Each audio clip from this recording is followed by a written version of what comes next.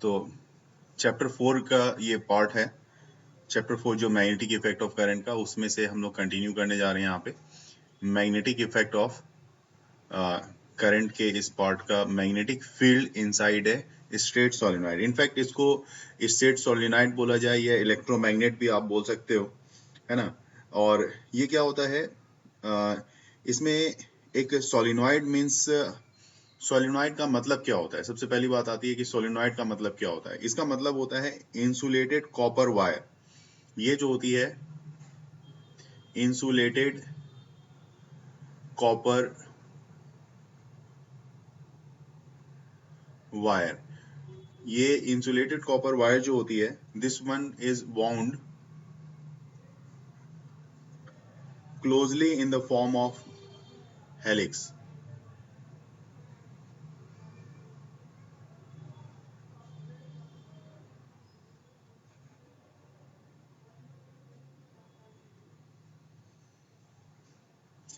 Helix के form में closely ये बाउंड होती है। लेकिन अब बहुत बार क्या होता है कि आप कहोगे कि सर कॉपर की वायर है, इंसुलेटेड आपने क्यों लिख दी।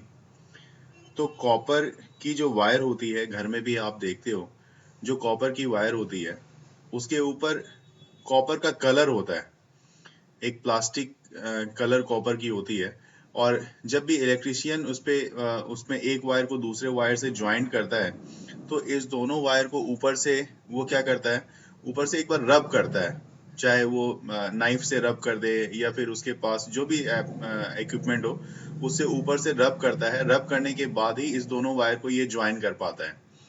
क्यों रब किया जाता है? क्योंकि एक जो लेयर होती है इसके ऊपर, वो इंसुलेटेड होती है। आप ही सोचो कि अगर ऐसा हो कि एक वायर के ऊपर आप दूसरे वायर को, कॉपर वायर को बॉन्ड कर रहे हो, दूसरे के ऊपर तीसरे को, तीसरे को चौथे को, इस तरह पे आप लेयर लेयर पे लेयर आप बनाए जा रहे हो। तो और आप कह रहे हो कि इसका मतलब लेयर पे लेयर बनने का मतलब है कि ये दो वायर ऑब्वियसली एक दूसरे को कांटेक्ट में है।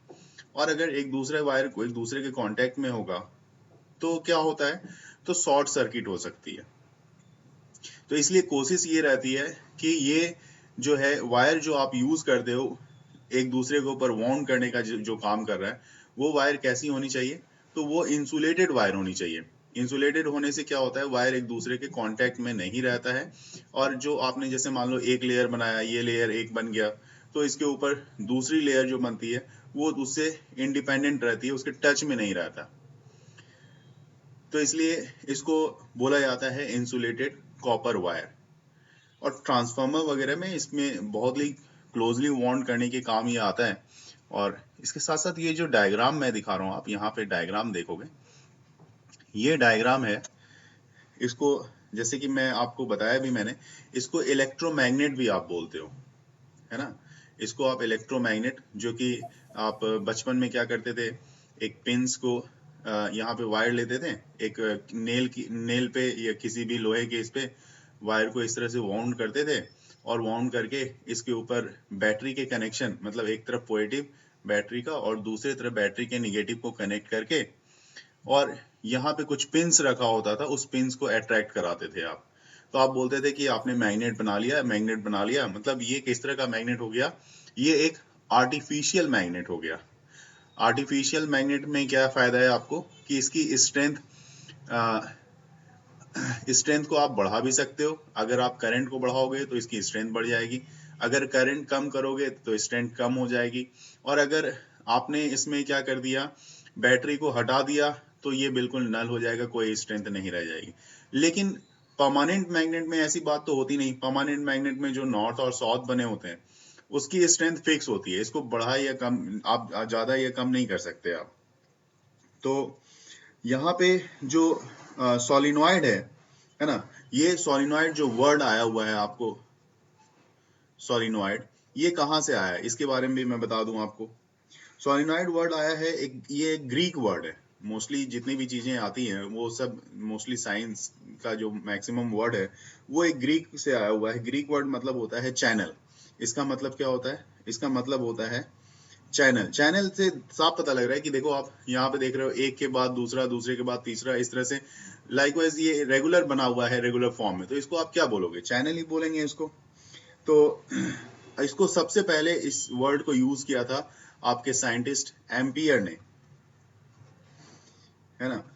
और इसी के थ्रू इसने बताया था कि सोलिनॉइड जो बन रहा है उसमें क्या इसका इम्पैक्ट पड़ता है। देखिए यहाँ पे जो सोलिनॉइड आप बना रहे हो उसको समझेंगे थोड़ा सा कि कैसे सोलिनॉइड बन रहा है और किस तरह से ये फंक्शन करता है। तो मैं थोड़ा सा इस डायग्राम को, इसके शेप साइज को थोड़ा बड़ा करना चाहूंगा। देखो यहाँ पे इसके शेप साइज को मैंने थोड़ा बड़ा कर दिया है समझने के लिए। और वायर में करंट जो जा रही है वो करंट भी हम देखेंगे कैसे करंट जा रही है। देखिए इस तरफ से करंट इन कर रहा है ना, इस तरफ से करंट जो है करंट को इनपुट जा रहा है, इस तरफ से करंट बाहर आ रही है। ये यहाँ से करंट बाहर आ रहा है हमारे लेफ्ट साइड से, और राइट साइड से आई अमाउंट का, सेम आई अमाउंट का करंट जो है इसमें इंटर कर रहा है। तो करंट की डायरेक्शन इसमें कैसी हो गई, तो यहाँ पे वायर है और इसमें करंट की डायरेक्शन कुछ ऐसी हो जाएगी। तो आप इस तरह से दिखा सकते हो हर एक में करंट की डायरेक्शन। तो आप सोचो कि अगर करंट की डायरेक्शन वायर में, हर वायर में करंट की डायरेक्शन इस तरह से है, तो यहाँ पे राइट हैंड थंब रूल को अप्लाई करेंगे। किस जगह पे, इस पॉइंट पे। जैसे ये मान लो कि यहाँ पे इसमें इंटर कर रहा है, इस वाले पोर्शन में करंट इंटर कर रहा है। तो जब इंटर कर रहा है तो यहाँ पे आप देख पा रहे हो इस जगह पे, तो जब करंट इंटर करेगा, एक प्लेन सरफेस है, सोचो कि आपको एक प्लेन सरफेस दी हुई है और इस प्लेन सरफेस में वायर जो है इसमें करंट अंदर की तरफ जा रहा है। तो करंट जब अंदर की तरफ जाएगा तो इसमें मैग्नेटिक फील्ड की डायरेक्शन कैसी होगी। करंट अंदर अगर जा रहा है तो आप अपना थंब इसकी जगह पे, आप करंट की डायरेक्शन में थंब रखोगे। जब करंट की डायरेक्शन, इस डायरेक्शन में आपने थंब रखा, ठीक है, तो आपको वहां पे क्या दिखेगा, यहाँ पे इसके सराउंडिंग्स में मैग्नेटिक फील्ड बनती हुई दिखेगी। Yes sir. है ना। तो मैग्नेटिक फील्ड, अब देखो यहां से क्या हो रहा है, यहां से बाहर आ रहा है, यहां से करंट क्या आ रहा है, बाहर आ रहा है, बाहर की तरफ आ रहा है। तो दोनों ही चीज हमें यहाँ पे देखनी है, करंट अंदर जो जा रहा है और बाहर जो आ रहा है उसके बारे में सोचना है। यहां से अगर अंदर जा रहा है तो आपके मैग्नेटिक फील्ड की डायरेक्शन कैसी होगी, आउटवर्ड्स। मैग्नेटिक फील्ड की डायरेक्शन। करंट अंदर जा रहा है, करंट अंदर जा रहा है, करंट अंदर जा रहा है, तो इसमें मैग्नेटिक फील्ड की डायरेक्शन कैसी होगी, देखो इसमें जिस जिस पॉइंट पे मैंने पॉइंट मार्क किया है ना, यहाँ पे सेंटर पे मैंने पॉइंट मार्क किया है, वहां पे आप थंब को प्लेस कर दो। थंब प्लेस करोगे तो आपको करंट की डायरेक्शन कुछ इस तरह से दिखेगी। देखो आपका जो रेस्ट फोर फिंगर है, यहाँ थंब पे, थंब तो आपने पॉइंट पे लगाया, रेस्ट फोर फिंगर जो आपका है, तो वो फोर फिंगर इस तरह की डायरेक्शन को दिखा रहा है, मतलब यस कि सर। एंटी क्लॉकवाइज है। Yes sir. तो एंटी क्लॉकवाइज है, उसी तरह से इसमें भी करंट जो है, इसमें भी करंट क्या हो रहा है, अंदर की तरफ जा रहा है। तो इसमें भी करंट की डायरेक्शन हो जाएगी एंटी क्लॉकवाइज। उसी तरह यस से सर। इस वाले पोर्शन में भी करंट अंदर की तरफ जा रहा है, इसमें भी करंट की डायरेक्शन क्या हो जाएगी, एंटी क्लॉकवाइज। ठीक है। तो यस सर। हर पॉइंट पे करंट की जो डायरेक्शन है वो क्या हो रही है, एंटी क्लॉकवाइज। ठीक है। अब इस एंटी क्लॉकवाइज, अब इधर आ जाओ आप नीचे वाले पोर्शन पे। ऊपर वाले पोर्शन में आपने क्या दिखाया कि ऊपर वाले पोर्शन में हर पॉइंट पे करंट की डायरेक्शन जो है वो एंटी क्लॉकवाइज है। मैं फिर से हर जगह पे दिखाई देता हूं। यहाँ पे देखिए इस तरह से आप भी अपने वहां पे नोटबुक में मार्क कर दो कि करंट की डायरेक्शन जो है हर पॉइंट पे एंटी क्लॉकवाइज है। अब देखो करंट, अब थोड़ा सा दूर आप जाओगे, ये तो एक सर्टेन पॉइंट हमने ले लिया था तो इसके लिए यहाँ पे मैंने दिखाया। अगर मैं थोड़ा सा दूर जाऊं, थोड़ा सा दूर वाले डिस्टेंस की बात कर लें, तो मैं थोड़ा सा कलर चेंज करके फिर दूर वाले पॉइंट को लेता हूं। तो अगर मैं मान लो कि यहाँ पे मैंने ब्लैक कलर ले लिया, सिलेक्ट कर लिया, और थोड़ा सा दूर पॉइंट, ये वाला पॉइंट ले लिया मैंने यहाँ पे, तो इसमें भी मैग्नेटिक फील्ड की डायरेक्शन एंटी क्लॉकवाइज होगी। उसी तरह से इसका भी बनेगा मैग्नेटिक फील्ड, हर एक का अपना अपना मैग्नेटिक फील्ड फिर से बनेगा, लेकिन मैग्नेटिक फील्ड लाइंस एक दूसरे को ओवरलैप नहीं करेगी, ये ध्यान रखना है आपको, ये एक दूसरे को ओवरलैप नहीं करेगी। तो इस तरह से जो भी मैग्नेटिक फील्ड लाइंस बनेगी, तो उसी तरह से नीचे में भी, नीचे में क्या हो रहा है, देखो नीचे में करंट क्या हो रहा है, बाहर की तरफ निकल रहा है। अगर मैं यहाँ पे ऐसा सोचूं कि ये एक पोर्शन है, यहाँ पे करंट बाहर की तरफ निकल रहा है, तो इससे अगर करंट बाहर की तरफ निकलेगा तो थंब को बाहर की तरफ रख के देखो, तो इसमें मैग्नेटिक फील्ड की डायरेक्शन आपको कैसी मिल रही है? Clockwise. मिल रही है क्लॉकवाइज। ये क्लॉकवाइज आप दिखा दो यहाँ पे कि भाई ये देखो क्लॉकवाइज है, उसी तरह से इसमें भी क्लॉकवाइज हो जाएगा। तो हर जितने भी पॉइंट्स हैं उस सब में आपका मैग्नेटिक फील्ड की डायरेक्शन क्लॉकवाइज। तो अब देखो आप यहाँ पे क्या हो रहा है कि ये जो आप ऊपर की तरफ मैग्नेटिक फील्ड बनाओगे तो मैग्नेटिक फील्ड देखो कैसा बन रहा है, ये एक दूसरे को ओवरलैप तो करेगा नहीं, ऐसा करके ऐसा, फिर इस तरह से ऐसा, जहां जहां वायर होगी इस तरह से बनता हुआ ये ऐसा होता हुआ यहाँ पे मैग्नेटिक फील्ड अंदर की तरफ फिर आ जाएगी और इस तरह से एक मैग्नेटिक फील्ड की एक राउंड यहाँ पे कंप्लीट होती हुई आपको दिखेगी। फिर उसी तरह से अगर दूसरी मैग्नेटिक फील्ड की बात करोगे तो ये ऐसी बाहर की तरफ ऐसी और फिर अंदर की तरफ इस तरह से आती हुई आपको दिखेगी। और इसमें अगर आपको कोई बोले कि ये डायरेक्शन भी मार्क कर दो तो डायरेक्शन आप इस तरह का दिखाओगे। उसी तरह से नीचे वाले में देखो, नीचे वाले में जो मैग्नेटिक फील्ड आपने ड्रॉ किया है उसके लिए मैग्नेटिक फील्ड अगर पूरी होल लाइन की ड्रॉ करनी पड़े तो आप कैसे ड्रॉ करोगे? तो ये भी ऐसा और ये फिर ये वाउंड होता हुआ अंदर इस तरफ से अंदर आता हुआ ऐसा। तो इसमें डायरेक्शन आप दिखा सकते हो, इस तरह से डायरेक्शन बनी हुई। फिर उसी तरह से दूसरी लाइन भी आप यहाँ पे दिखाओगे तो इस तरह की दूसरी लाइन बनेगी यहाँ पे। तो इसका मतलब है देखो अब क्लियर हो गया, इधर से जो है मैग्नेटिक फील्ड लाइंस इंटर कर रही है, ठीक है, इधर से क्या हो रही है मैग्नेटिक फील्ड लाइंस इंटर कर रही है। तो इंटर करता हुआ इधर से दिख ही रहा है, एरो मार्क इधर का बना हुआ है और इधर से मैग्नेटिक फील्ड लाइन हमारे लेफ्ट साइड से बाहर आती हुई दिख रही है। तो जहां से मैग्नेटिक फील्ड लाइंस बाहर आती हुई दिखती है उसको नॉर्थ पोल लेते हो आप, और जहां से इंटर करती हुई दिखती है उसको आप साउथ पोल लेते हो। तो बन गया ना मैग्नेट, एक प्रॉपर मैग्नेट की तरह ये काम कर रहा है ना। और Yes, sir. अब मैंने जैसे आपको यहाँ पे बताया था कि इसमें करंट के अमाउंट पे डिपेंड करता है कि मैग्नेटिक फील्ड की स्ट्रेंथ कितनी ज्यादा होगी या कितनी कम होगी। अगर आप कम अमाउंट की करंट फ्लो कराते हो तो नेचुरल सी बात है कि वहां पे जो होगा कम मैग्नेटिक फील्ड बनेगी और कम स्ट्रेंथ का मैग्नेट प्रोड्यूस होगा ये। और अगर ज्यादा कराओगे तो दूर तक इसका इफेक्ट दिखेगा जहां तक कि इसकी करंट की पोजीशन होगी, करंट जितना ज्यादा अमाउंट में आप इसमें फ्लो कराओगे, ठीक है। यहाँ पे देखो एम्पियर साइड एंड रूल में क्या बताता है। एम्पियर ने ये बोला कि अगर आपका थंब ये पोजीशन में है, यहाँ पे मैं थंब बना रहा हूँ, ठीक है, अगर आपकी थंब की पोजीशन ये है तो ऑब्वियस ही बात है जो थंब की पोजीशन है वो करंट की डायरेक्शन मतलब मैग्नेटिक फील्ड के नॉर्थ पोल को दिखा रहा होगा, ये नॉर्थ पोल को दिखा रहा होगा। और ऐसे हाल में तब आपका जो रेस्ट फिंगर है, रेस्ट फिंगर अगर आप इसको मान लो फिंगर से पकड़ रहे हो इस तरह से तो ये आपके हाथ का फिंगर मैं बना दूं यहाँ पे, इस तरह से मान लो कि फिंगर से आपने इसको पकड़ रखा है,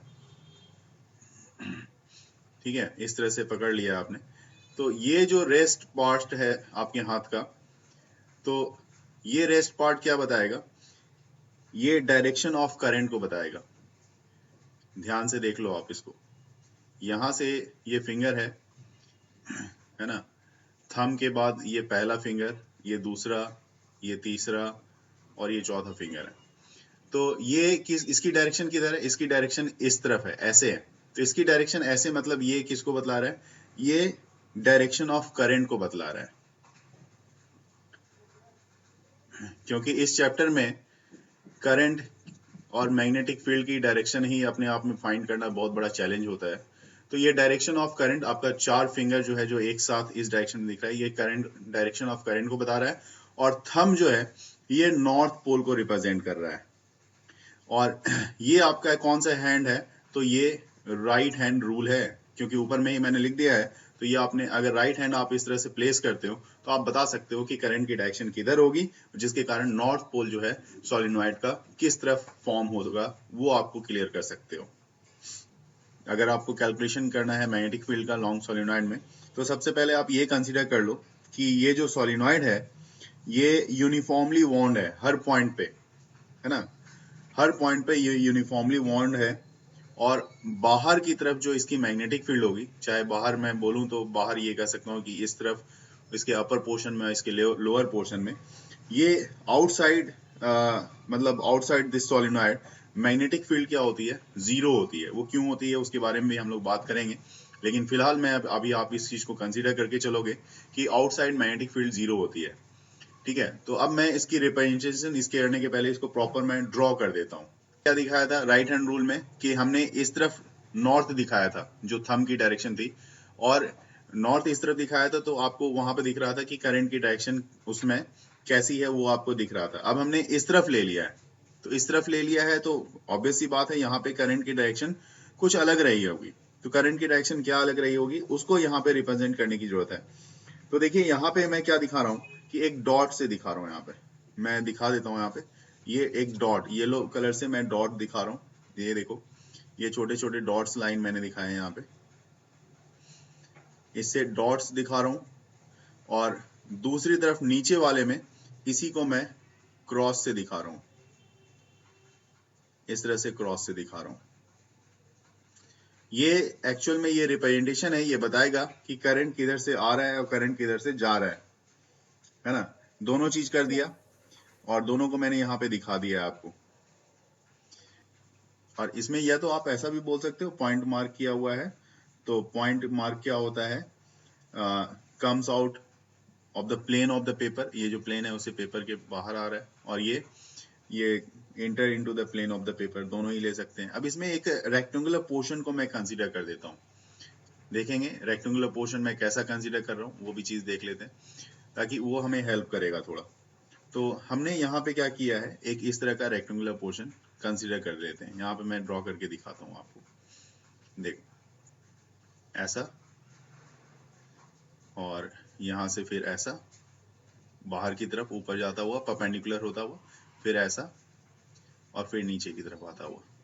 और इस रेक्टेंगुलर पोर्शन का नेमिंग भी कर लेते हैं हम लोग, यहाँ पे नाम लिख देते हैं कि ताकि हमें पता लगे कि ये रेक्टेंगुलर पोर्शन कौन सा है। तो यहाँ पे मैं नेमिंग कर रहा हूँ, ए इस जगह पे, बी इस जगह पे, सी और इस जगह पे डी। और एम्पियर सर्कुलर लॉ आपको ये बताता है कि integral multiple of B dot d l, B dot d l जो हमने एम्पियर सर्कुलर लॉ में स्टडी किया था, जो दोनों ही वेक्टर हैं और डॉट प्रोडक्ट है, पूरा इंटीग्रल है, this one is equal to mu naught times of total current. तो mu naught times of total current ये बताया था हमने। तो यहाँ पे हमें इसको चार पार्ट में डिस्कस करना पड़ेगा।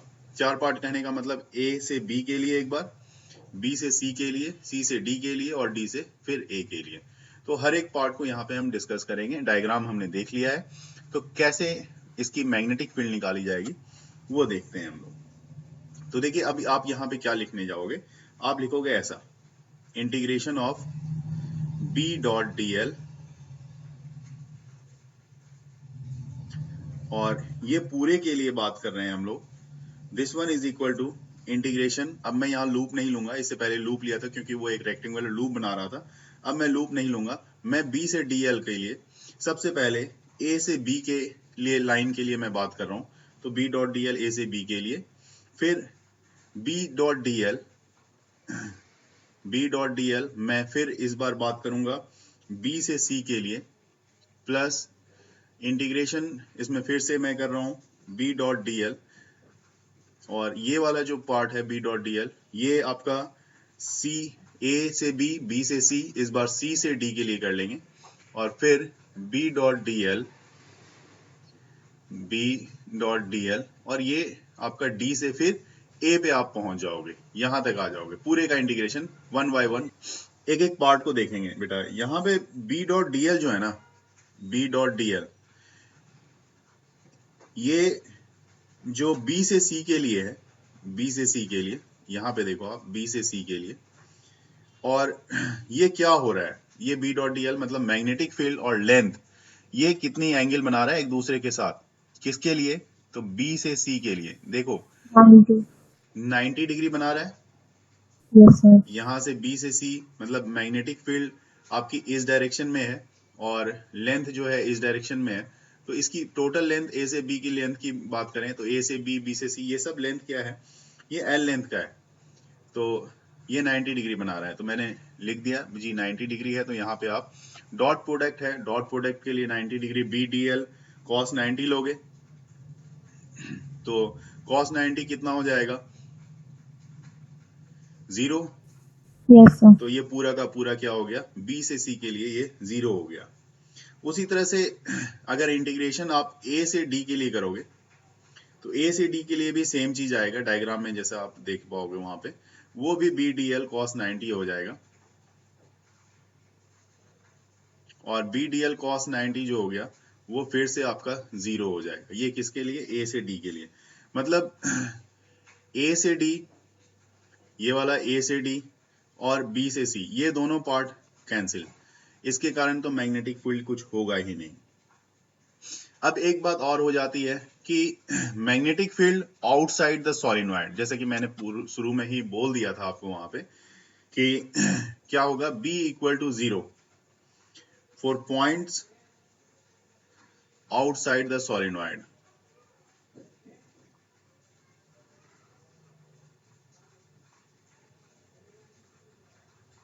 तो अगर ये 0 हो गया तो आउटसाइड द सोलेनॉइड कौन सा पार्ट है हमारा, तो डायग्राम में आप देख लो, आउटसाइड फिगर के बाहर का C and D. C and D।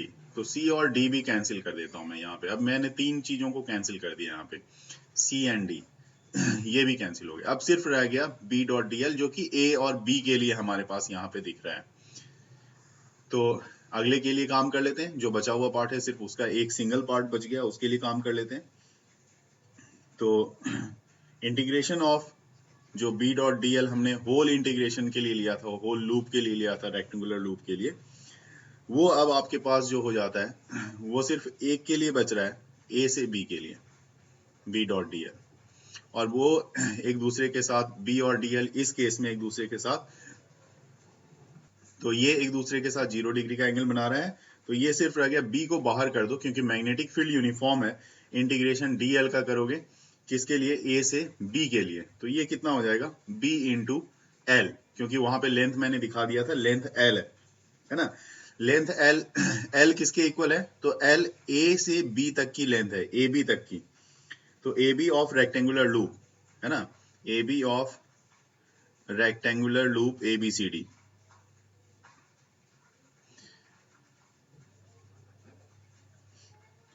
ठीक है, मान लिया यहाँ पे जो नंबर ऑफ टर्न्स हैं पर यूनिट लेंथ, जो सोलेनॉइड की नंबर ऑफ टर्न्स हैं वो n है। तो n इक्वल टू मैंने लिख दिया नंबर ऑफ टर्न्स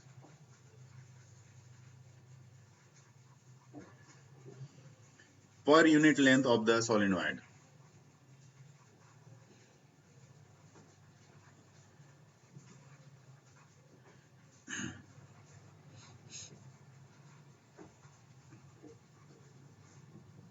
ठीक है, तो टोटल कितना हो जाएगा, then number of turns L length में कितना होगा, तो वो भी मैं लिख देता हूं। NL का होगा, NL क्या हो गया, number of turns in length L।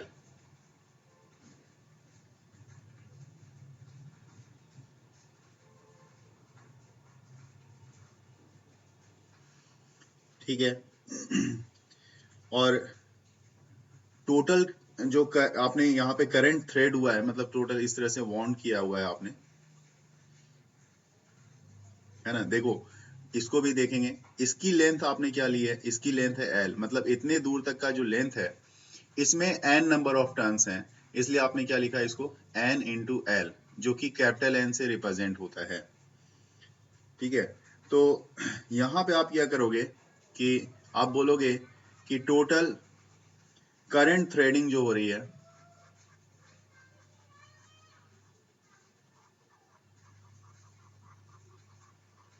Total जो करंट की थ्रेडिंग हो रही है किस लूप में, हम तो लूप ABCD ही ले रहे हैं, ऑफ लूप ABCD, जो कि आपके अभी आपने देखा ABCD मतलब क्या कहने का, म्यू नॉट NI होता है, तो म्यू नॉट I होता है, तो म्यू नॉट I की जगह पे आप क्या लिखोगे, आप म्यू नॉट I मैं लिख लेता हूं, म्यू नॉट I लिख दिया, लेकिन करंट की थ्रेडिंग कितने तक की है, तो N और L इतनी थ्रेडिंग है, तो टोटल हो जाएगा, टोटल करंट जो थ्रेड हो रही है इस पूरे लूप में mu naught I into NL की थ्रेडिंग होगी, इतने अमाउंट का जो वहां पे बनेगा, इतने करंट की टोटल थ्रेडिंग हो रही है।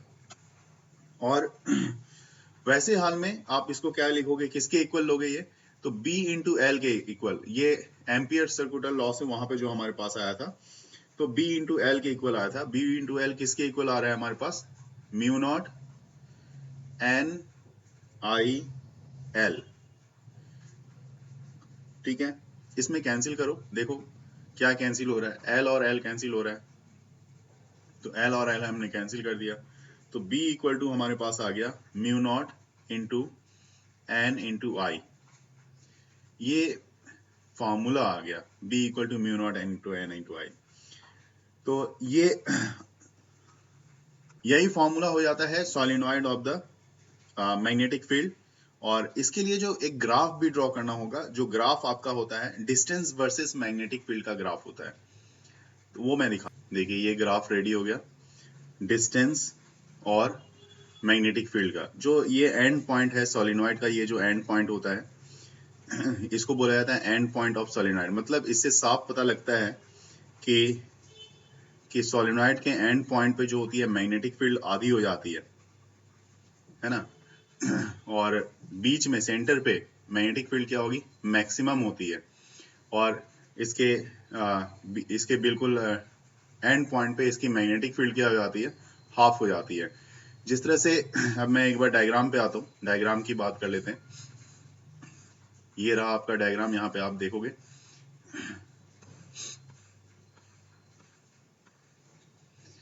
देखिए यहाँ पे ये चीज क्लियर हो जाएगा कि आपके सेंटर पे, है ना, सेंटर पे मैग्नेटिक फील्ड, नॉर्मली क्या होता है कि आप अगर एक बार मैग्नेट लेते हो तो बार मैग्नेट के सेंटर पे मैग्नेटिक फील्ड 0 होती है, लेकिन यहाँ पे सेंटर पे इसमें फर्क होता है, दोनों में चेंजेस अगर कंपेयर करना चाहो तो यहाँ पे सेंटर पे मैग्नेटिक फील्ड मैक्सिमम होगी, यहाँ पे क्या होता है बी मैक्सिमम, पूछा भी जाता है कभी कभी, बी मैक्सिमम होता है। और इसके एंड पॉइंट पे, दोनों ही एंड पॉइंट पे बी जो होती है वो बी मैक्सिमम की हाफ वैल्यू होती है, तो ये चीज हमेशा ध्यान रखेंगे। एक्चुअल में सोलिनॉइड क्या होता है, जो टोरॉइडल सोलिनॉइड अगर उसको बोला जा रहा है, तो सिंपल सी बात है कि यहाँ पे ये चीज जाहिर है कि अगर जो सोलिनॉइड आपने बनाया था उसी को अगर आप सर्कुलर कर दो, है ना, वाइंड करके सर्कुलर फॉर्म में अगर आप कर देते हो तो वो टोरॉइडल सोलिनॉइड हो जाएगा, जो कि यहाँ पे इमेज में आप देख ही रहे हो।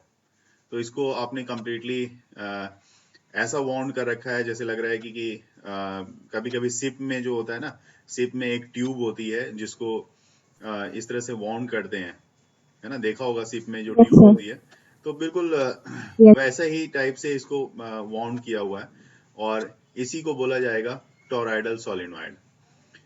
और कुछ नहीं है इसमें, इवन अगर मैं लास्ट तक देखूं और फॉर्मूले को डिराइव करूं तो फॉर्मूला भी आपका वही सेम फॉर्मूला आने वाला है, कोई अलग फॉर्मूला नहीं, लेकिन हाँ मेथड जो प्रूफ करने का है, डिराइव करने का है, वो थोड़ा डिफरेंट जरूर है, तो उस मेथड को भी हम लोग यहाँ पे देखेंगे। देखिए इस डायग्राम में जो चीज आप देख पा रहे हो उसको सबसे पहले मैं मार्क करवा दूं कि क्या मेजर चीज है जिसको आप देख रहे हो यहाँ पे। सबसे पहली चीज यहाँ पे आपके पास क्या है, कितने लेयर्स हैं, क्योंकि आपने वाउंड किया है, तो जब आपके पास स्ट्रेट सोलिनॉइड था, मतलब स्ट्रेट करने का मतलब इस तरह से बना हुआ था सोलिनॉइड, तो आपने क्या देखा उसमें, आपने देखा कि सबसे मेजर चीज आपने देखा कि बाहर, इसके बाहर मैग्नेटिक फील्ड नहीं है, नहीं है ना, और इसी को आप वाउंड कर रहे हो, वाउंड कर रहे हो मतलब सर्कुलर फॉर्म में आप चेंज कर रहे हो।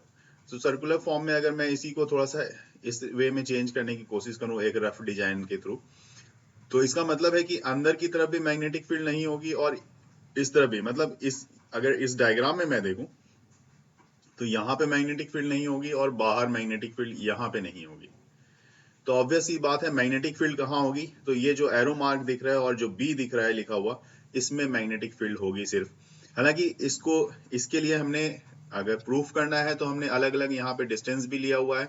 पहला सबसे बाहर के सरकमफेरेंस की जो डिस्टेंस है वो डिस्टेंस आपकी हमने यहाँ पे ली हुई है, वो मैं बता रहा हूँ कि ये जो है इसकी रेडियस बी है। उसके बाद सबसे अंदर वाली जो सरकमफेरेंस पोर्शन है उसकी रेडियस ए है, और जहां पे मिड पॉइंट है, जहां पे मैग्नेटिक फील्ड आपको एरो से दिख रहा है, उसकी रेडियस जो हमने सेलेक्ट की हुई है, वो रेडियस आपका कितना है, वो रेडियस आर है। तीनों ही रेडियस यहाँ पे हमने सेलेक्ट किया है और इस बेसिस पे यहाँ पे हम देखेंगे कि क्या होता है।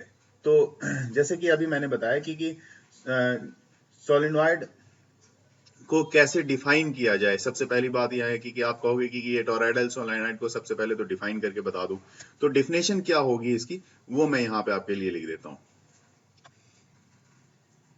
तो इसके लिए मैं लिख रहा हूं यहाँ पे, आप देखो, a solenoid bent into the form of closed ring. Solenoid को ही आपने बेंड किया है, तो solenoid bent into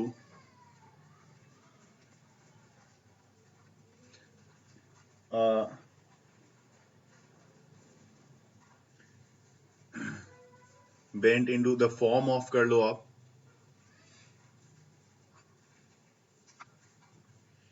a form of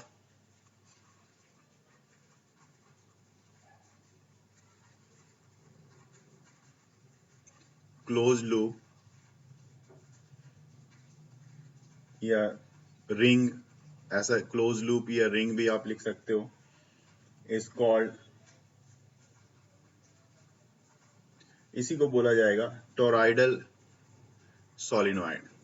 बस सिंपल सा है कि अगर सोलेनॉइड, टोरॉइडल सोलेनॉइड को डिफाइन करना है तो इस वे में आप डिफाइन कर सकते हो। सोलेनॉइड में भी मैंने आउटसाइड में मैंने इसी तरह से ड्रॉ किया हुआ था, आपको याद होगा। सोलेनॉइड में मैंने बाहर की तरफ डॉट लिया था, जब मैंने सोलेनॉइड बनाया था इस तरह से, तो एक तरफ यहाँ पे डॉट और इस तरफ मैंने क्रॉस लिया था ना, Yes, sir. इस तरफ डॉट, इस तरफ क्रॉस लिया था। तो ये जो डॉट है, तो देखो अगर आप वाउंड करोगे इस तरह से तो डॉट आउटसाइड हो जाएगा, बाहर की तरफ इस तरह से डॉट की अरेंजमेंट होगी और अंदर की तरफ क्रॉस की अरेंजमेंट कुछ इस तरह से होगी। ठीक है। इवन यहाँ पे Yes, करंट sir. भी दिख रहा है आपको, आई करंट है, और जो मेन जहां पे मैग्नेटिक फील्ड का फ्लो हो रहा है वो आर डिस्टेंस भी आपको यहाँ पे दिख रहा है। ठीक है, अब मैं हर एक पॉइंट्स पे फोकस करूंगा, हर एक पॉइंट्स पे फोकस करूंगा यहाँ पे, ताकि हमारा जो है सारा चीज डिराइव हो जाए। हम डिराइव करने के लिए चाह रहे हैं हम कि कैसे डिराइव होगा वो देखना है। तो पहला पॉइंट मैं यहाँ पे आपके लिए लिख रहा हूँ, आप देखना। तो फर्स्ट पॉइंट को मैं यहाँ पे मार्क कर रहा हूँ। पहला पॉइंट क्या कंसीडर करूंगा, तो देखिए, देख के पता लग जाएगा आपको कि for point in the open space interior to the toroid, मतलब अगर हमें मैग्नेटिक फील्ड चाहिए, है ना, तो मैग्नेटिक फील्ड हमें निकालना हो वन वाले पोर्शन के लिए, तो तीन तीन पोर्शन मैं कंसीडर कर लेता हूँ। ये वाला जो पोर्शन है ना, अंदर वाला पोर्शन, इसको पोर्शन में वन ले लेता हूँ। ठीक है, मैं थोड़ा कलर चेंज करता हूँ ताकि पोर्शन हमारा दिखे। तो ये पोर्शन मैं वन लेता हूँ, अंदर वाले का ये वाला पोर्शन, जिसका हमने उसमें फिगर जो कंसीडर किया था उस हिसाब से देखें तो ये वन हो गया। इसकी रेडियस मान लो कि ये R1 है। ठीक है, तो इसके लिए पहले बात करते हैं, पहले पोर्शन वन की बात करता हूं मैं। तो पोर्शन वन में क्या है, मैग्नेटिक फील्ड, जो एम्पीरियन लूप मैग्नेटिक फील्ड आपको देखना है, किसका, ऑफ रेडियस R1 के थ्रू जो फॉर्म हो रहा है उसकी मैग्नेटिक फील्ड आपको निकालनी है। तो इसका आप लेंथ कितना होगा, अगर मैं पूछूं लेंथ कितना होगा, तो आप लिखोगे L1। L1 इक्वल टू क्या लिखोगे, लेंथ ऑफ दिस लूप, अंदर वाले इस लूप का, तो आप कहोगे 2 पाई R1 होता है। बिल्कुल सही बात, 2 पाई R1 हो जाएगा। ठीक है, और इस लूप के अंदर करंट है क्या, तो नहीं, क्योंकि मैंने बोला था कि अंदर में कोई करंट नहीं होगा, तो यहां पे अंदर में कोई करंट नहीं है। तो अगर आप अप्लाई करोगे एम्पीरियन लूप लॉ या एम्पीरियन सर्कुलर लॉ, तो वो क्या बोलता था कि B इंटू एल, तो लेंथ L1 है हमारे पास, तो B into L1 equal to कितना होगा, mu naught into I, mu naught into I. तो करंट ही जीरो है आपका, तो ऐसे हाल में B इक्वल टू क्या हो जाएगा, यहां पे इसको मैं B1 मान लेता हूं, B नहीं मान के B1 मान लेता हूं, तो B1 इक्वल टू क्या हो जाएगा, जीरो हो जाएगा, क्योंकि आपका इस यहां पे करंट की वैल्यू ही क्या है, जीरो है। तो पहले केस में आपकी मैग्नेटिक फील्ड क्या हो गई, जीरो, अंदर में मैग्नेटिक फील्ड क्या हो गई, B1 जीरो। ठीक है, अब दूसरे पॉइंट की बात कर लेते हैं हम लोग। दूसरा पॉइंट जो है अब देखो यहाँ पे दूसरा पॉइंट दूसरे रेडियस के लिए मान लो, ये वाला रेडियस आर के लिए मान लो जो बीच वाले के लिए है, तो इसको मैं लूप 2 मान लेता हूं। ये लूप 1 था, ये वाला जो पोर्शन है इसको मैं लूप 2 मान लेता हूं। फॉर डायरेक्ट मैं लिख लेता हूं फॉर लूप 2 या रेडियस R2 के लिए। तो लूप 2 के लिए क्या देखने को मिलेगा आपको, इसमें आप देखो लेंथ क्या है, तो L2 ले लो, जैसे यहां पे हमने L1 लिया तो यहां पे L2 ले लो। L2 इक्वल टू कितना आएगा, 2 पाई R2 आएगा, है ना। करंट तो है ना इस वायर में, यहाँ पे डायरेक्शन भी दी हुई है ना करंट की, तो करंट है इसमें, तो करंट आप इसमें लिख दो भाई जी, करंट है यहाँ पे आई है, करंट आई अमाउंट का करंट है इसमें, ठीक है। तो अगर n नंबर ऑफ टर्न्स हैं तो n नंबर ऑफ टर्न्स के लिए कितना करंट होगा, तो n आई करंट होगा, एक टर्न दो टर्न इस तरह से जितने नंबर ऑफ टर्न्स है सबके लिए करंट होगा, तो n आई टर्न्स होगा। तो यहाँ पे इसी तरह से जैसे b इंटू L1 लिखा था आपने, b इंटू L1, तो यहाँ पे आप क्या लिखोगे, b into L2 equal to कितना हो गया, mu naught into total current कितना है नंबर ऑफ टर्न्स के साथ, तो एन आई। और L2 कहने का मतलब इस केस में L2 क्या है, तो L2 आपका है 2 पाई R, क्योंकि इसकी रेडियस जो है R है, यहाँ पे मैंने पहले से ही दिखाया है। तो 2 पाई R, तो यहाँ पे अब वैल्यू हमें रखनी है ना L2 की जगह पे, तो L2 की जगह पे वैल्यू रख लेते हैं, देखिए तो ये हो जाएगा B into 2 pi R, this one is equal to mu nought और n इंटू आई। अब यहां से b की वैल्यू आप निकाल सकते हो ना, तो b इक्वल टू क्या हो गया, म्यू नॉट एन आई अपॉन में 2 पाई r, ठीक है। और ये जो n है आपका कैपिटल N इक्वल टू कितना होगा, तो कैपिटल N इक्वल टू हमारे पास n इंटू एल, और n इंटू एल कहने का मतलब क्या है, तो n इंटू एल जो है, l तो एक लेंथ है, ये जो बॉन्ड बन रहा है, तो इसका मतलब ये 2 पाई r के इक्वल है। तो इसकी जगह पे आप म्यू नॉट n की जगह पे आप रख लो n small n into 2 pi r into आई अपॉन में 2 पाई r, सारा वैल्यू रख दिया। तो अब क्या हो गया देखो, ये सिर्फ आपके पास क्या बचा, mu naught n small n into I, जो हमारे पास सोलेनॉइड के लिए जो वैल्यू निकली थी मैग्नेटिक फील्ड की, वही टॉरॉइड की भी यहाँ पे अंदर के सेंटर पे वो वैल्यू हमें मिलती हुई दिख रही है। तो mu naught into small n into I. चलिए, ये तो अभी एक लूप और हमारे पास बचा हुआ है, क्योंकि 3 लूप थे हमारे पास, तो एक लूप का और काम है। अब वो लास्ट वाला लूप जो है, तो उसमें भी तो मैग्नेटिक फील्ड मैंने पहले ही जज कर लिया था हमने, मैग्नेटिक फील्ड 0 होगी, है ना, क्योंकि वो क्या है, बाहर की लूप है, और बाहर की लूप में मैग्नेटिक फील्ड ही 0 है। तो आप बाहर के लिए थर्ड लूप के लिए आप डायरेक्ट लिख दो यहाँ पे, for third loop, for loop 3 b equal to 0, बस इससे ज्यादा कुछ सोचना ही नहीं है, क्योंकि करंट वहां पे है ही नहीं, करंट नहीं है तो मैग्नेटिक फील्ड बनेगी नहीं। क्लियर है।